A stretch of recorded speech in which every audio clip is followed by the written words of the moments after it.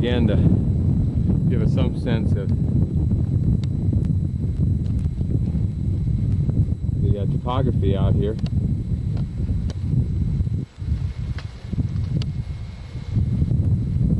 There's apparently a lake down here. It just occurred to me, like in duh. And now I notice that there are chunks of ice floating on it. I didn't realize it at first. This must be it's a pretty large lake, as you can see. It must be rather interesting to see what lives here or lives in it. This is June 28th. Not a lively time of year, but maybe something exciting happens later in the summer. Okay, we're looking down the trail that we'll be taking in a few moments. I just thought I'd give us a quick 360 if I can. It's raining or snowing, whichever at the moment.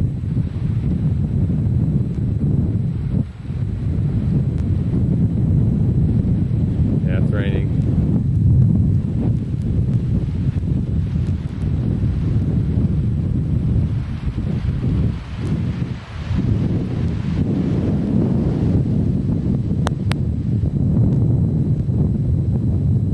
To do this trip once, so I'm not sure what that lake is off in the distance. It may be Lake Linderman, I'm not sure, but I think now we're just about ready to drop out to a lower elevation and get rid of the snow to hike in, because this is what we've just come through, and that's what it looked like before it rained.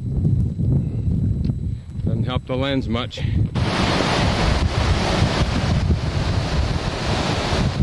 This is the river, short one, that empties out those lakes that we saw up above. And you can see the power of that water. It's carved out a decent canyon there, and then all of this rock down here at the bottom is rock that's been pushed out. An alluvial fan would be what you'd call it if it were made out of sand and dirt and stuff, but I don't know what you call this, an alluvial rock pile or something. And as you can see, scoots on down through here in a pretty good channel into the lake down there. We'll see that up a little bit farther. Just wanted to show you this one last view up the river here. This is the river, remember, that comes from the lakes up on top that were frozen down to Long Lake, which I'll be camping at tonight. A thing to notice here is that when you talk about the Klondike people, most of them did not come at the time of year I'm coming right now. When they came, this river was frozen, and this was like a highway. Call it a frozen highway if you like.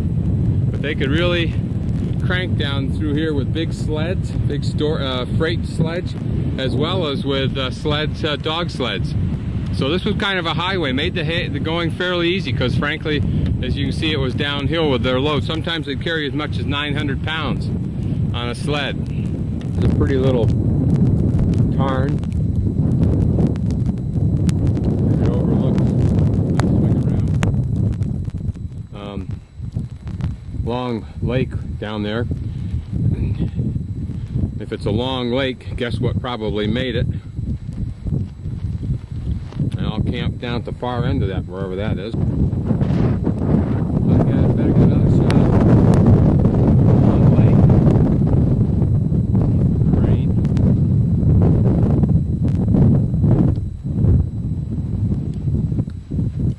See the white caps on it, which means that wind is kicking up those white caps. As you go down these lakes, it's best to do it early in the morning, like 3, 4 in the morning, because by now in the afternoon they've really kicked up quite a bit. That trail goes up over the top, and somewhere beyond there it should drop down to the campsite. One more view of Long Lake, way up in the back, of course. Are the snowfields that we were in this morning earlier on.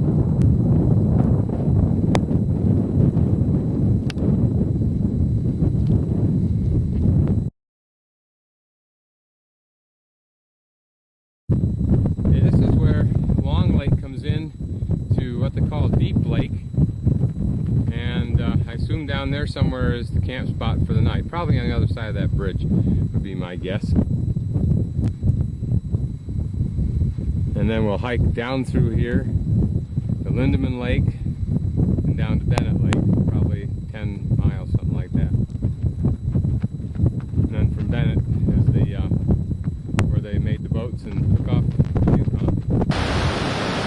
one of the prettiest places anywhere on the trail that I've seen so far.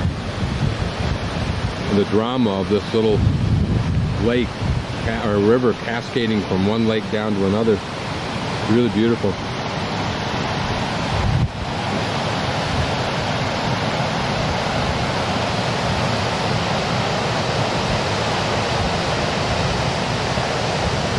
This is Deep Lake here, of course.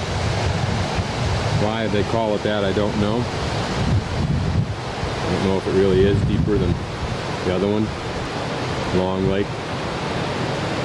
We'll hike down there along the left-hand side, down to Linderman Lake and down to Bennett Lake. Another pretty view of the entrance from the exit from Long Lake, along this little creek here, into Deep Lake. Trail we came down yesterday up there.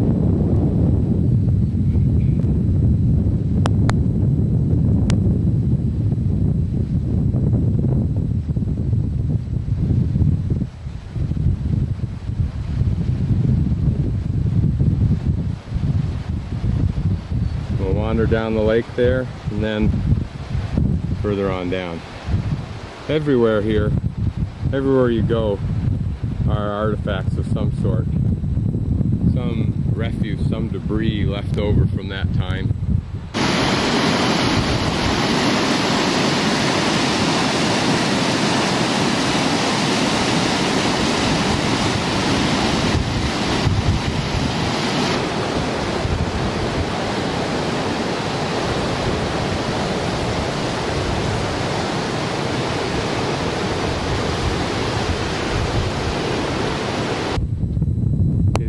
A couple of relics if you can pick them out. This first one, if you see the runners, this long thing running to the right, and you'll see that up a little bit higher, that was apparently an old sled. And then this other thing, as you can clearly see, is a frame, a metal frame for some kind of a boat that was no doubt used on these lakes. I don't know whether that boat would have been light enough to move from lake to lake, but some interesting artifacts. Okay, here's the gorge we were just looking at.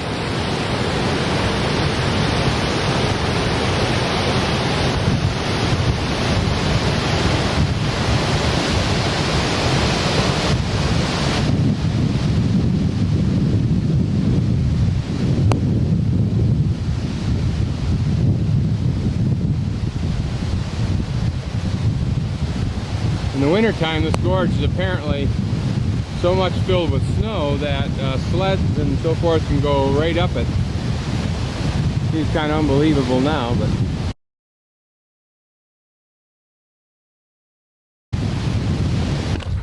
this is Linderman Lake. This is the head of Linderman Lake here. And this was where the stampeders built their first big tent town on this side of the Chilkoot Trail. And then, of course, as you might imagine, they would take boats and float on down here further. And a great many of them, of course, built also boats at Lake Bennett.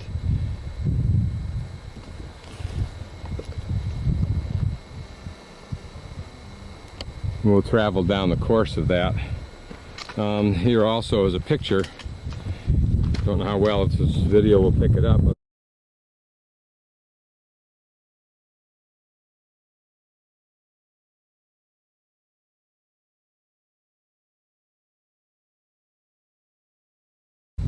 Of the tent town. The picture was taken a little bit to our left.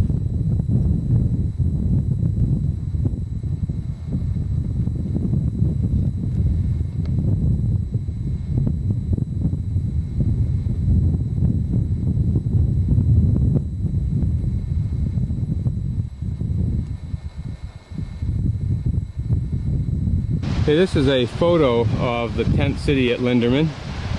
One of them, I suspect. You can get a sense of how many tents were here, and this photo apparently doesn't include them all. Off to the left and right, there's more space, it looks like. Let's come in a little closer if we can.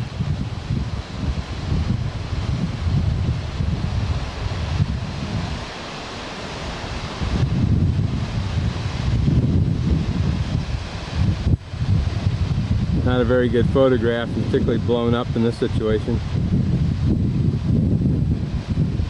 I think you get a sense of it. I'm guessing that that's the rest of Linderman Lake that we see, the wide part. And then somewhere down there is a at the narrows, that may be the beginning of Bennett Lake. I'm too lazy to take my map out and look right now. I'm kind of guessing it is. If that's true, then way down there at that green spot down there, the lake hooks to the right somewhere and goes to Carcross, but I don't really know for sure. I'm just guessing. Like I say, I'm too lazy to take my pack off and lift it back up again. We're looking way up Lake Linderman now. I'm somewhere just about a quarter of a mile past the cutoff out to Fraser on the way down to Bennett. You can see a few white caps out there. I don't know, that doesn't really look that outrageous. Actually, when you're going with the wind, it would seem like it could be a benefit. So right around here, somewhere over that way, a couple 3 miles, should be the Bennett.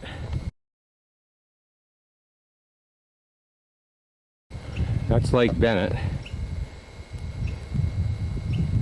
I'll start with the kayak to the right here somewhere, probably through those trees somewhere where the cabins and so forth are, and then work my way down.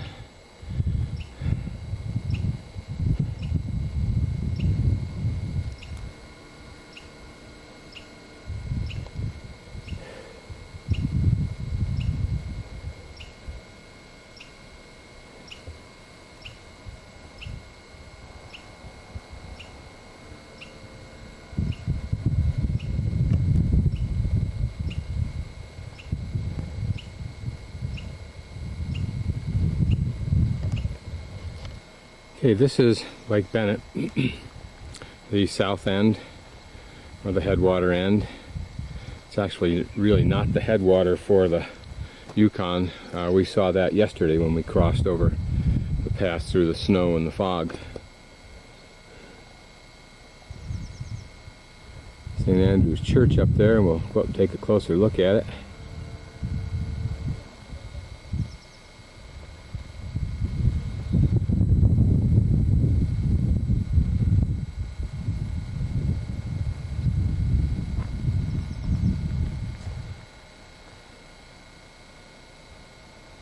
This is the,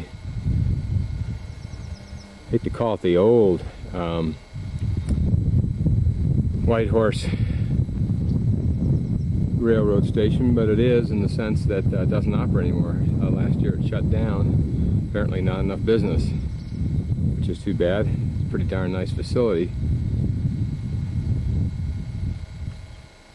Of course, the big highway that went in from Skagway to Whitehorse probably killed this decades ago. Somewhere on here the fellows have hidden my kayak and supplies, so just kind of have to wait.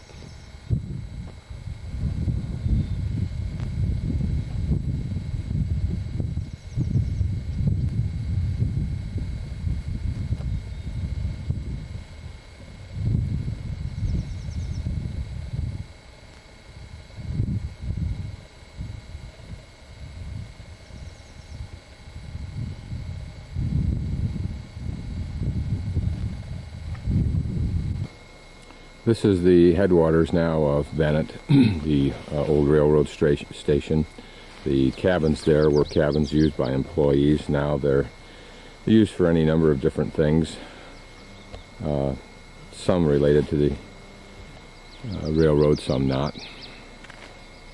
Today, these folks that you see here, one of the men now walking up to this little railroad car, cutest little bugger in the world, that little railroad car, was used last year apparently to haul people back and forth, but the cost and repair of the road bed for the railroad was $65,000, and there's no way that it would justify the cost.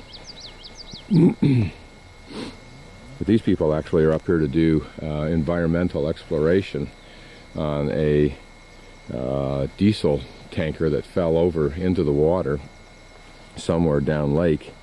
some years ago, 1990, 1991, and it was spilling fuel, and they were authorized to pull it out and dump the fuel into a pit and burn it, which they did. And now there's environmental concern, which the government will have to pay for because it authorized this action by the railroad. And these folks, including a young woman who is a consultant from a large environmental company, are testing that soil and now going to try to figure out what will be the most economical way to get rid of it, because it's incredibly expensive to do what our government would require, and that is you remove the dirt for some kind of processing. Here we are, and I'm not going to go through each of these, but this is a beautiful little interpretive center.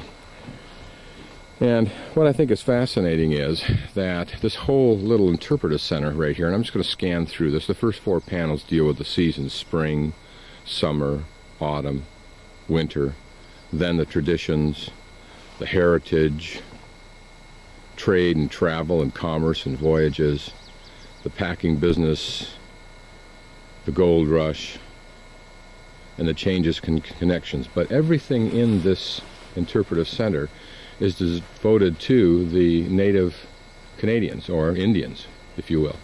And in Canada, they're so dramatically far ahead of us, both in practice, in the treatment of Native Americans today, or Native Canadians, but also in the respect for the traditions. The Native Canadian tradition is truly, I think, part of the heritage of Canada, which is enjoyed and respected. Ours, on contrast, I believe, we look at with a mixed sense of guilt and wistful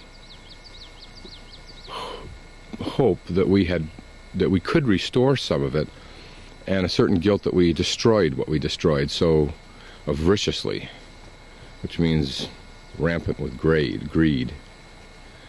We will do well someday as a country to raise in our heritage the stature of Native Americans to the level that Canadians have raised them.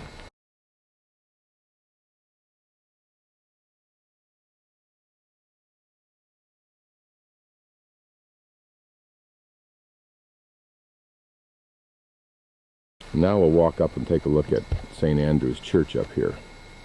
If I've been lucky, I will have gained for you to read.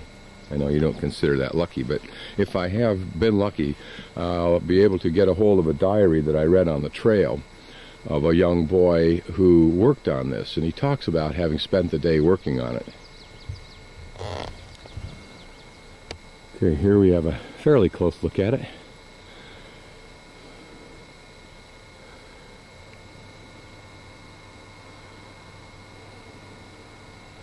I suspect that that's a Russian artifact, but I'm not really sure. And the only reason I say that is Russia played a very dominant role in this part of the Northwest for the early years of the development of Western Canada. You can see what it's made out of. It's just made out of lumber, probably the slabs that were left when the prospectors hand-sawed all of the wood they cut for their boats. These were the side pieces of the log. That would be my bet. That's what it looks like. And they were just literally chunked together as siding. Not a pretty practical use of material. But notice also some design elements, some short pieces at the top, diagonal pieces here, diagonal pieces working the opposite way there. Somehow somebody made these windows out of true lumber. Whether they were of that date, I don't know. These are some early pictures of it. And here, I'll get down close where you can see. Okay. And you may be able to see this. We'll focus in kind of close. But here's the church that we're standing next to. Now we're over, see if it'll focus here. No, it won't. Yes, it will. We're over to the right-hand side right now. And so below us would have been a little cabin, and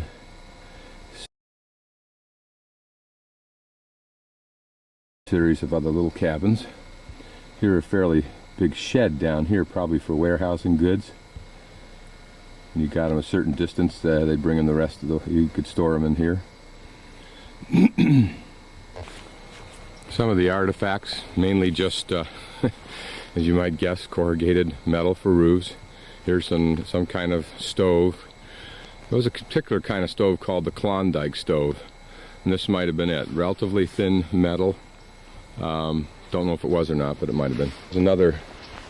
Here's another kind of something or other. It used to hinge right here. You see there, it hinged right there.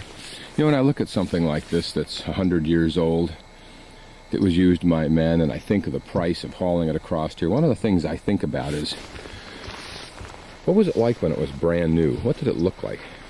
That's why museums are kind of fun, because sometimes they'll have, for whatever the reason, brand new items that you now see in wreckage form. But when you consider the life of this thing from the time it was made, when it was shiny and new in a store, to the condition you and I look at it now, isn't that a lot like human life? We start off bright and shiny, and then we do things during our lives. Sometimes we end up like this, and of course, the day after we die, we're starting to look a lot like this. And this simple bowl, is it really just a simple bowl? Or is this something that a man fed himself out of, maybe high up on the trail, in a wind-blown, snow-blown environment as he came across the trail? Maybe he ate out of this. Maybe he ate down here. Maybe he ate with his friends. Think of the stories that were told. The scenes that had been seen while someone was using this. If only we could pull vibrations, or whatever the essence of action is, of time is, whatever that essence is, if there's some way that we could pull it out of physical items, wouldn't that be a miracle of history?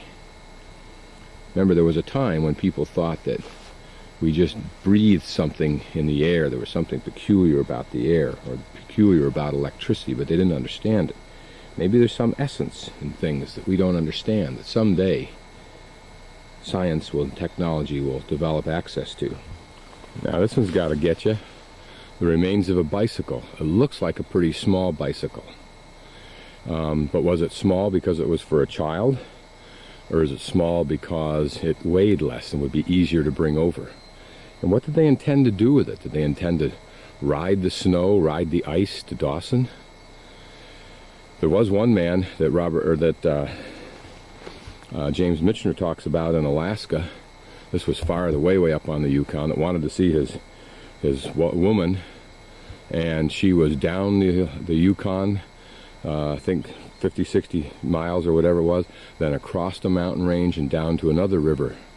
And this in the middle of winter, this guy took off on a bicycle and literally was able to travel along the ice, the flat ice of the river, carried the bike over the mountain and continued on down to his lady. Not only is that one heck of a bicycle trip, that's also called love. I suspect that only gold could get a man, only gold other than love could force a man to do that kind of work. You can see all the trees that are there now. Those will be second growth. Everything you can see is second growth. Because this area would have been completely denuded of trees. It's interesting to wonder if, for example, that stump is one of the original trees, and that's just what's left of it. But this area would have been completely covered with tents, except for the area down there, which would have had all kinds of mechanisms and structures for building boats and sawing wood, whip-sawing wood. You'll notice also down there, though, that that's been made out into a kind of a wharf area. You can see the rocks piled there. You can see the posts sitting up vertically that would have formed the pylons for the wharves. This entire area here is simply a historical experience.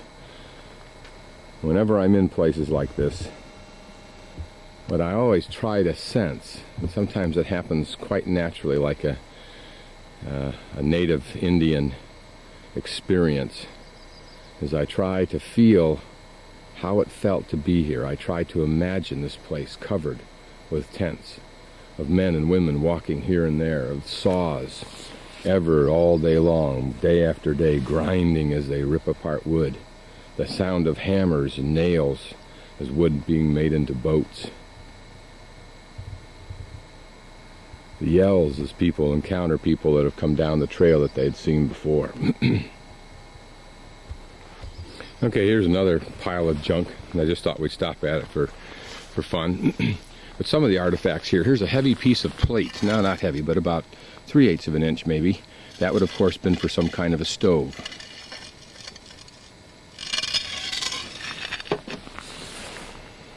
Bunch of tin cans, some corrugated roof. Notice this thing here had a little, it was for carrying something. Probably, my guess would be, it would be something like cooking oil. To see the little spout on there, let's see if it works. No, it does. Yeah, it does a little bit. It's rusted, but oh, it doesn't work too well. Better leave it alone. Don't want to mess with this stuff because anything we hurt damages it for future generations. And the broken glass, probably old bottles. Look at the thickness. We'll just pick this up and look at it, put it back. Look at the thickness of the glass there. An old kind of bottle for sure. All the good stuff has been picked up and stolen a long time ago. There would be the front end of it. Probably took a cork or something like that. No screw tops in those days. There's a lid of some kind of can right there. Notice it has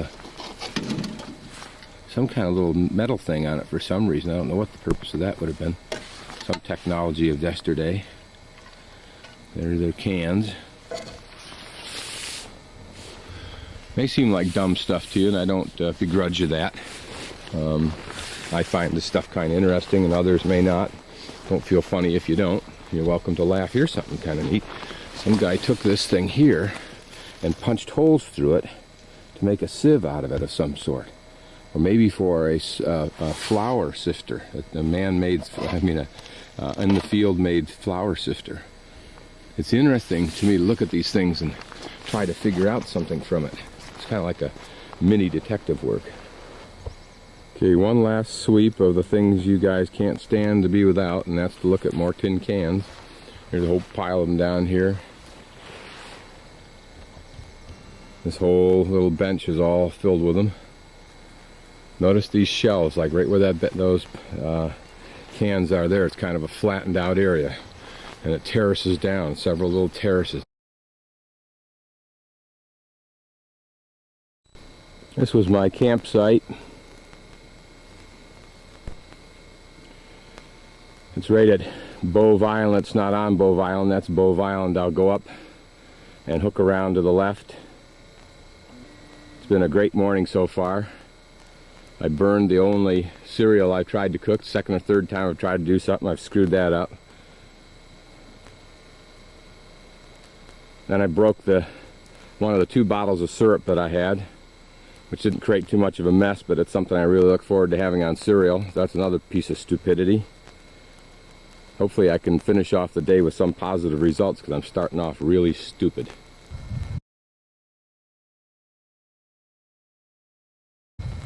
Okay, we're now at the south end, or correction, at the south end of Bove Island. And looking over there is where we camped last night. That is the first of the dangerous parts, because the wind comes down the arm behind this island and just cranks. Now in the morning it's not doing that usually. We're going to go off here to the left where the bigger channel is around Bove Island, and that may be a little bit more risky. It looks like there's waves out there for sure, but I'm not sure they're very high, and they don't look like they're white capped, so we better get cranking on this. Okay, there's moisture on the lens, so I don't know what kind of photography this will be, but anyway, we're at the point, we're looking up Chilkoot Arm, and we have just traversed from the right where we came across Winby Arm, on the south end of Bove Island,